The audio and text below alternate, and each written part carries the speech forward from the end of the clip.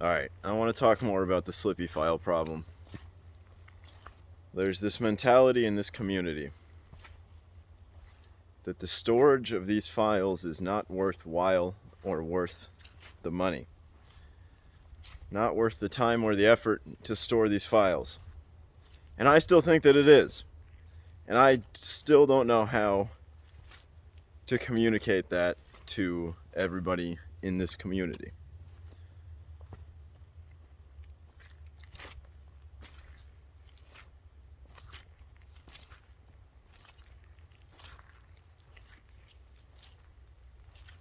There's something about Super Smash Bros. Melee, the video game, that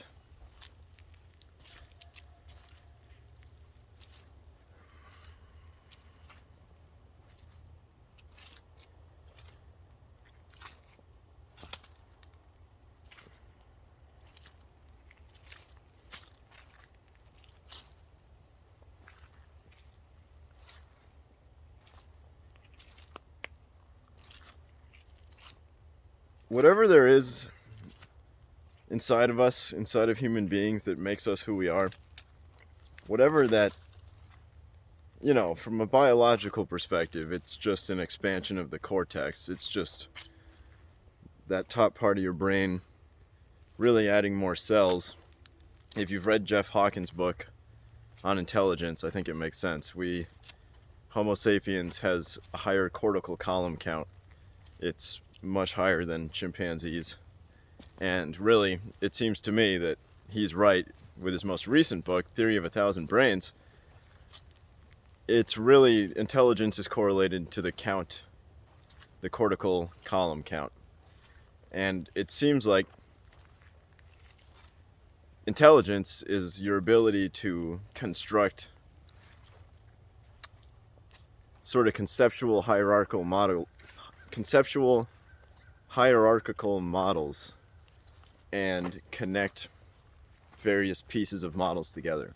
So somebody who's more intelligent, which can happen a couple different ways, but somebody who's deeper into a field or a set of ideas or some set of concepts or something, can draw connections where another person could not. And this applies in math and politics and songwriting and art.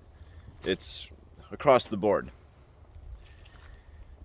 And it's hard for me to describe it to anybody who hasn't read Jeff Hawkins' book, it's the number one book I recommend to anybody, usually. I hate recommending books because, who wants to recommend 10 hours of somebody's time? But it seems like whatever it is that separates humanity from the animal kingdom is directly tied to the structure of our brains. And understanding the difference between a human brain and another animal's brain, really, that's the holy grail of neuroscience. It's the holy grail of science, really. Understanding what we are, how we are, why. From Hawkins' perspective, he's doing it because he was into AI, and that's what the AI people are trying to do, is recreate the brain. But the point is that whatever there is that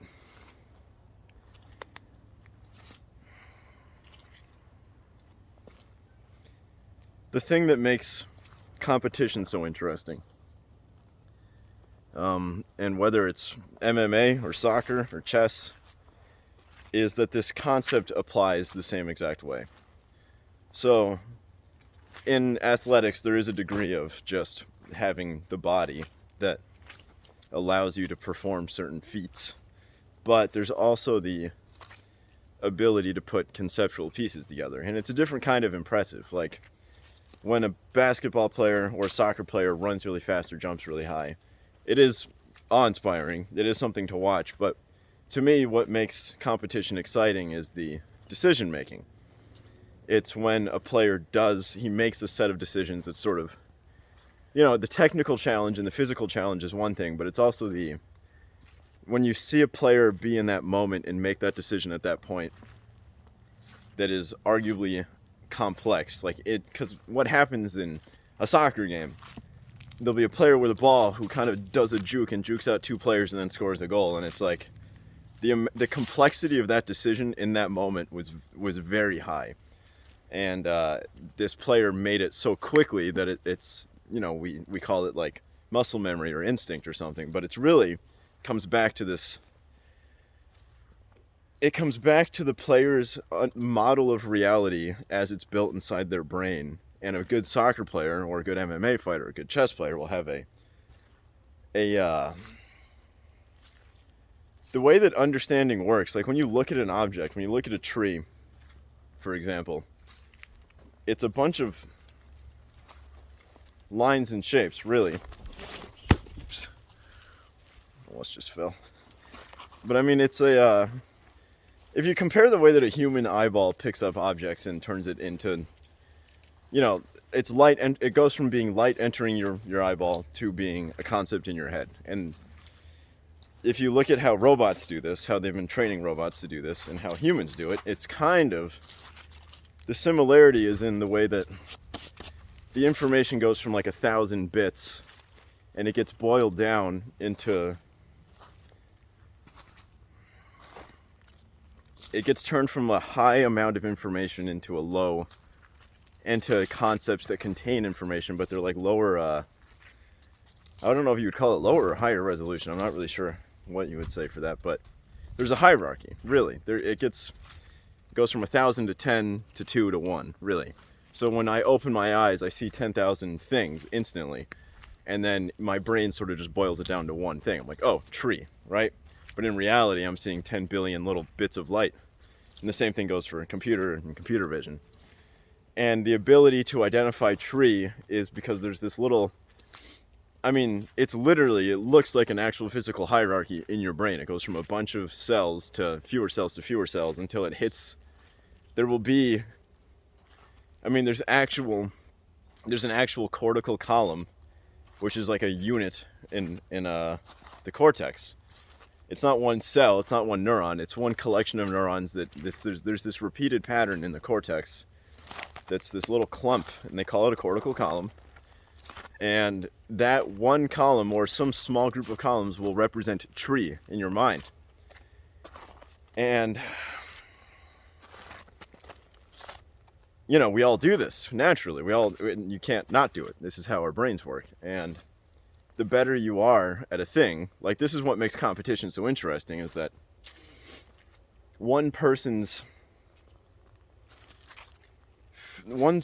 model of that thing, whatever it is, will be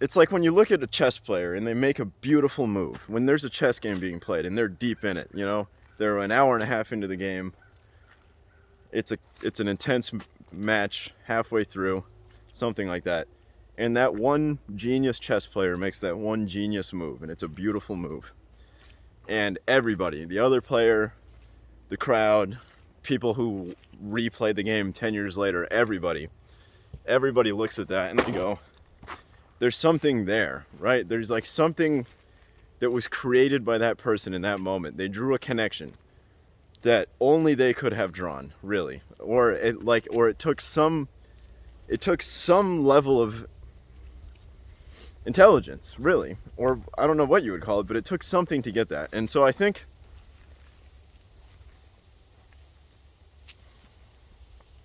Super Smash Bros. Melee, the game, puts you, it's hard to see it until you've played it. And even if you talk to people who've played this game, and you know, I've had this conversation with a lot of people deep into this game, and if you've played and you're good at this game, and you're listening to this, then you know what I'm talking about. There's this, I mean, to people who don't know what I'm talking about, the game came out in 2001, and it has been unaltered for 2 decades. Unaltered. The code that people are playing on today in these competitive tournaments is exactly the same code, minus a few tiny differences, like for controller stuff and frame stuff, but I mean, depends on, basically it is unaltered. Like, you could play the game that came out in 2001 and not be able to tell the difference at all from the game people are playing in 2022 in these tournaments. Exactly the same mechanics, the button, everything's the same. And yet the game still is fun to play. And it looks it depends on who you are, but it looks relatively simple. There's like 26 characters. I always forget the number. It's like 24, 25, or 26, something like that. People really only play about 12 competitively. That's arguable, but there's there's only so many. There's 6 stages people play on, 6 maps, 6 battlefields, basically 6 places to fight each other in competitive tournaments. And there's like 8 to 12 characters people generally use. And yet, this game is still played. It's probably played more today than it was back then, at least on a competitive level.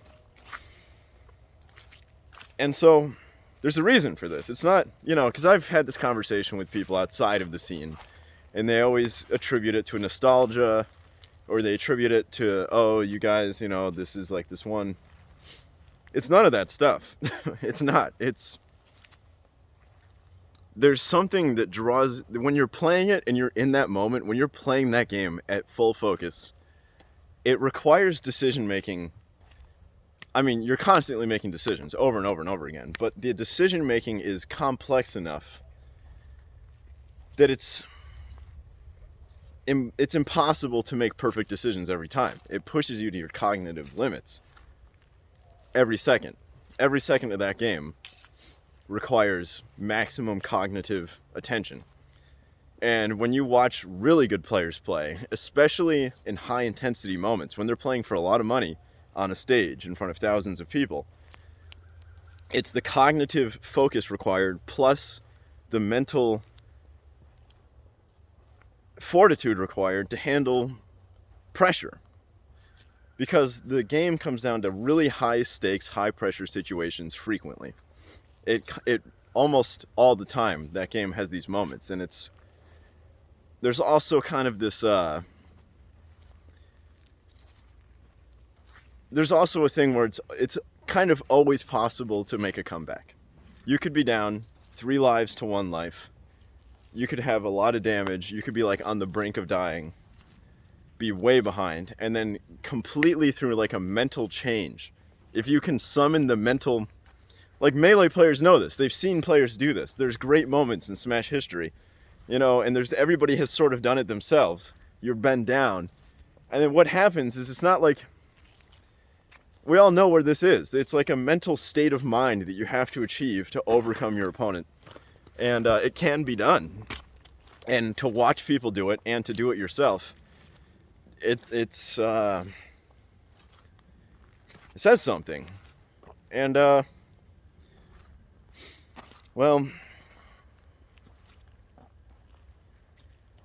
there's a kind of expression that happens in this game that you can see in other places. Like, in the same way that people will look at a chess game or a Go game, especially if you listen to Go players talk about Go. And I don't understand Go well enough to know the terms there, but I've seen their language. I've watched commentators commentate, and I've watched players talk about it.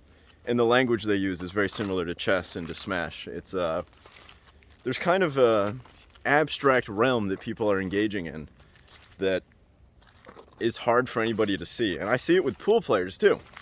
It's interesting because pool is one of these things that everybody is familiar with, but very few people see the depth of it, really. And I'm not, like I always say, I'm competitive at these things, but I'm not that good. Like, I know what good looks like in pool. I do. And people who are outside of pool, who don't really see it, cannot tell the difference between a good player and a not good one. To people outside of pool, if you make 2 shots in a row, you're good, which is like,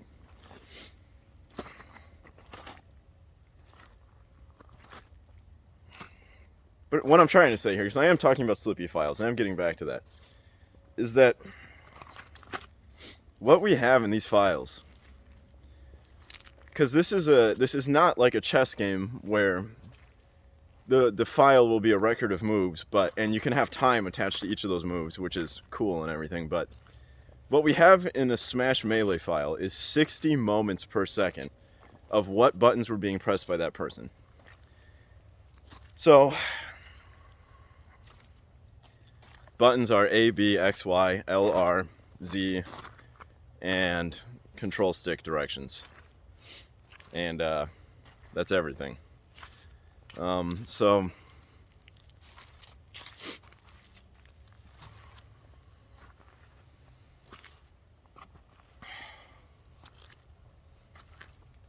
I believe, and this is what's hard for me to communicate to anybody, even in the scene or outside the scene, I believe that these files, if analyzed properly, would give us a window into this sort of abstract hierarchy almost in real time. It would give us a window into the brain process, because of the controller,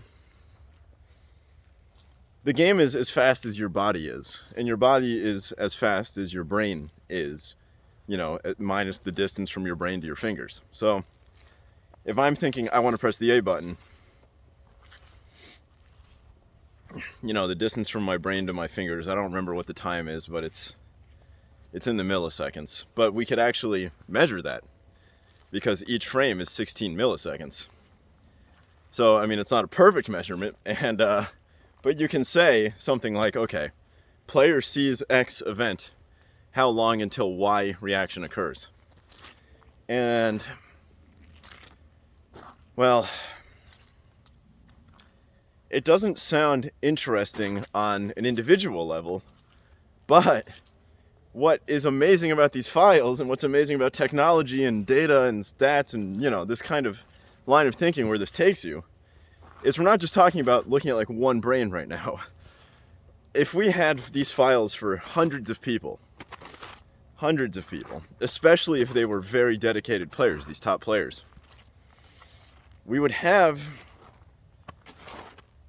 this is, I mean, almost even not even from a Super Smash Bros. Entertainment or education or anything perspective, almost unrelated to the game itself, is like, this almost qualifies as neurological data. It almost qualifies as it's like kind of like a brain scan, kind of, in a strange way, because you are taking, these are human beings who are intensely focused on a thing. And we do have very, I mean, it's 16 millisecond bursts of data, which is not like super accurate, but every 16 milliseconds we get a look into their brain, kind of. I mean, it is separated from brain to fingers, but if there's, you know, this is about as accurate as you can get minus an fMRI scan, you know?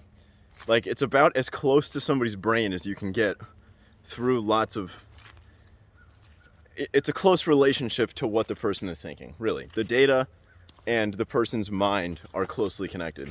And we have this times 10,000 for people who play this game frequently. The average professional player who plays this game a lot, like, these people play this game more than basketball players play basketball. Like, LeBron James practices basketball less than the best Super Smash Bros. Player plays Smash. Mostly probably because LeBron James has to take a break. Smash players can go for a very long time. But what I'm saying is like, we have so much of this data, and it's valuable for so many reasons. I think that part of the reason I have trouble explaining this to anybody is that I feel like, you know, I come at this from like, I don't know why or how or why I see it and other people don't seem to see it. But to me, there's nothing more I want in this world than to have all this data. Like, I just want this data. I would pay, if I could trade $1,000 right now for this data, I would. If I don't know if I would pay 10,000. I don't know if I want to spend that kind of money right now. But like, there's a price that's above $1,000 that I would pay for all this data. And well, because I think it's worth it for a lot of reasons. Also, I can make really cool YouTube videos out of it, which I've demonstrated on my other channel. One of the videos I put up almost has 3,000 views now, which is the most views I've ever gotten on a video. And it was just from taking one of these players' files and extracting out cool moments, putting it up on a video. I mean, he is pretty much the best player in the world, and he uniquely has made his files available. He's the only one out of the top 100 that I know of that has made his files available, and I wish that would catch on. I wish they would all make their files available, but when I found out his files were available, it was a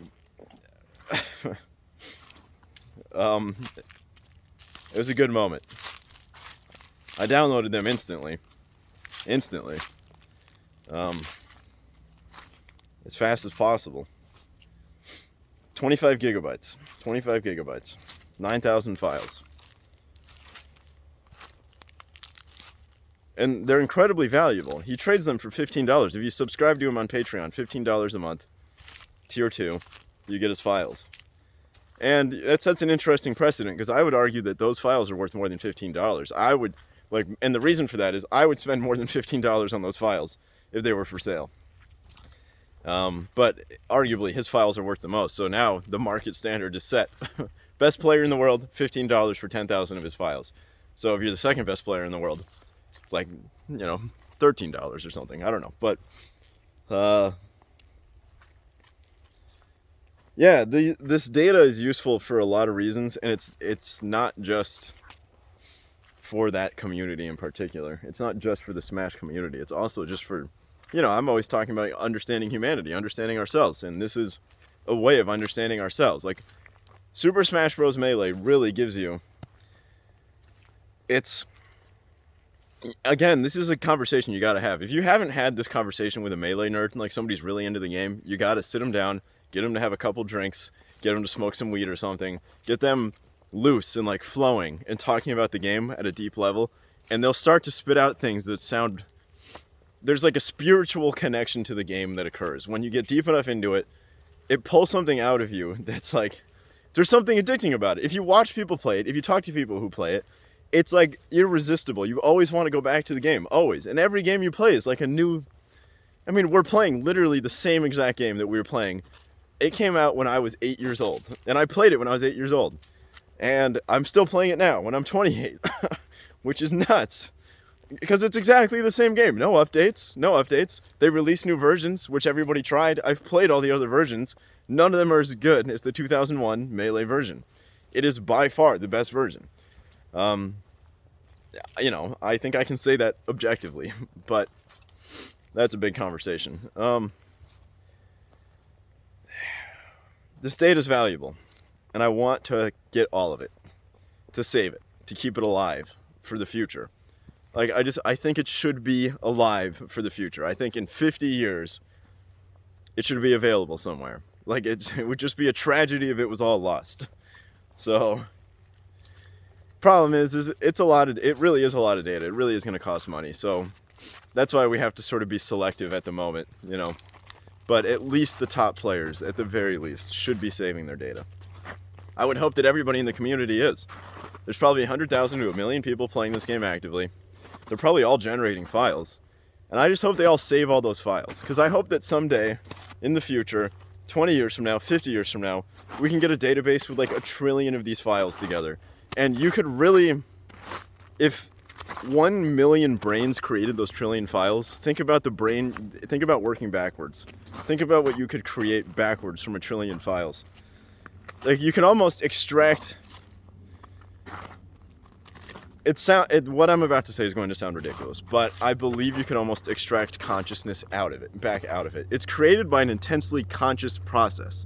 It's created by a process that's like intensely cognitive. Intensely. So it makes sense to me that you can almost work backwards from it. You can almost recreate the cognitive structure. If you had enough outputs, you could sort of... I don't know what I'm talking about. I don't know what I'm talking about there, but I get the sense that this is probably, like what kind of data am I generating right now with this video? I'm generating audio, you can see my face and my voice, right? You can hear my voice. So there's audio data, and this audio is a form of expression. And it's unique to me. And you can get a sense of who I am through my speech. And I do really believe you can get a sense of a person through enough, through not watching their files, but through some sort of analysis of 10,000 Super Smash Bros. Games that they've played, you could get a little bit of a sense of who that person is. Not in a way like a star sign or not like astrology, like, oh, they're more confident or like something like that. But what you can do, since there's so many little micro decisions in this game, there's so many little interactions that occur, that you could see where their cognitive resources are spent. You could see where they have practiced. Where are their reflexes faster? Where are their reflexes slower? Where do they make decisions that are aggressive or defensive in certain positions? Why?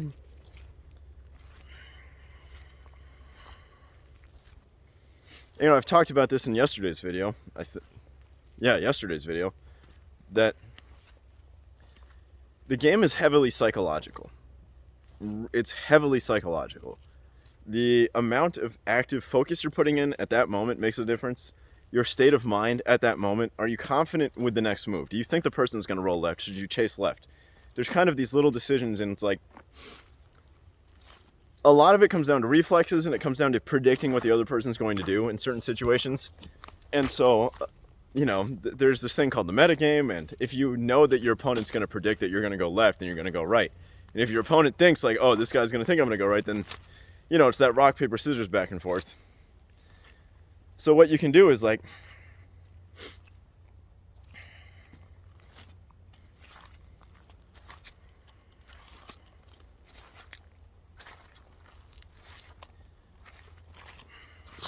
there's a kind of communication that occurs back and forth between the two players. And what you can do is condition your opponent into thinking that you think a certain way. And then only when it really matters, do the opposite thing. So you can make them think that you're stupid or making bad decisions over and over again. And then they will believe they have you figured out. And then you wait until the opportune moment to do the opposite only one time when it really matters. And that can flip the entire game around. You can win off something like that. And that kind of happens at multiple levels throughout each game, even throughout sets between players. So if you know that this player did this thing last time you played, and that there's a very, like I'm saying, it's a psychological game. So if you had 10,000 files of somebody, you can learn stuff about them. And if you had 10,000 files of 10,000 people, you could learn stuff about human beings.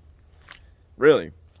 It would be almost, I would argue, valuable to a neuroscientist in some way. And anyway, this is a ridiculous video where I explain why we need to save this information.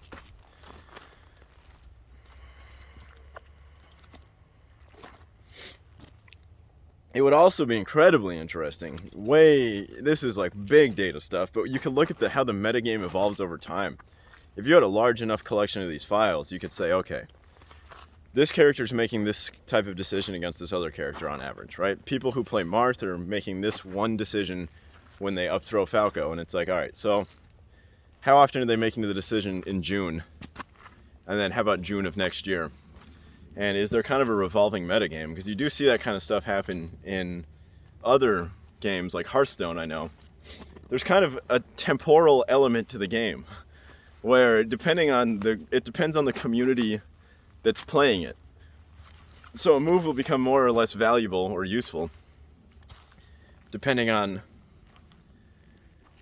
like, if every player who plays Falco does this one attack, then you'll sort of fall into a habit of reacting to that attack, and the strategic thing to do would be not do that attack, but in order to know the strategic thing to do, you have to understand what the community is doing. So there's a larger metagame that's going on outside of the game itself, and you could understand that if you had a large enough collection of these files.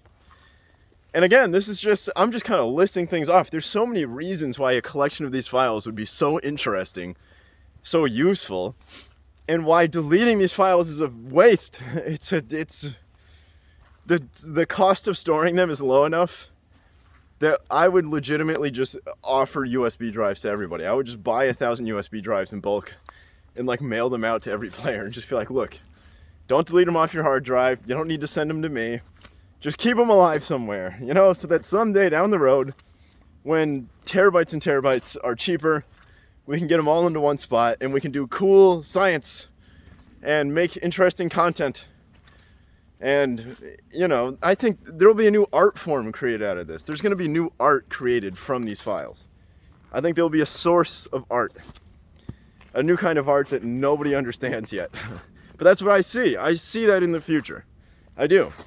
There's going to be a strange kind of art style that forms around these files. A strange new form of expression.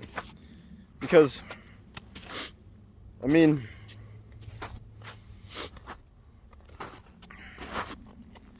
here's where I get way wacky, but art is really, art is a form of expression. And this game is so, it's deep enough that it is a form of expression. It really is complex enough that you are expressing yourself. Different players play differently. There's different play styles. Even with the same character, you can sometimes recognize a player from the way they're playing. You wouldn't even have to know they're holding the controller to know it was them, under certain circumstances. And it depends. There's definitely something that happens where if you were playing against somebody anonymously, and you had played them in like 5 or 6 games in a row, if they hand the controller to somebody else, even if they don't change characters, it's likely you'll be able to tell the difference. And I don't know if that means anything to anybody, but the point is that there's enough depth and complexity in the game that the person's personality comes out in it. And so I think that capturing the essence of that, plus combining it with like an entire community's essence, you can almost create a form of expression that is like unimaginable. And it would probably only be understandable to people who have been there before. So you could create a visual medium. You could create some sort of, it would be some sort of video, image, video, something that will look interesting only to people who have played this game intensely before. And it will be unintelligible nonsense to everybody else. But it will be art. Somehow. I don't know how. And it all depends on storing these files. All of it.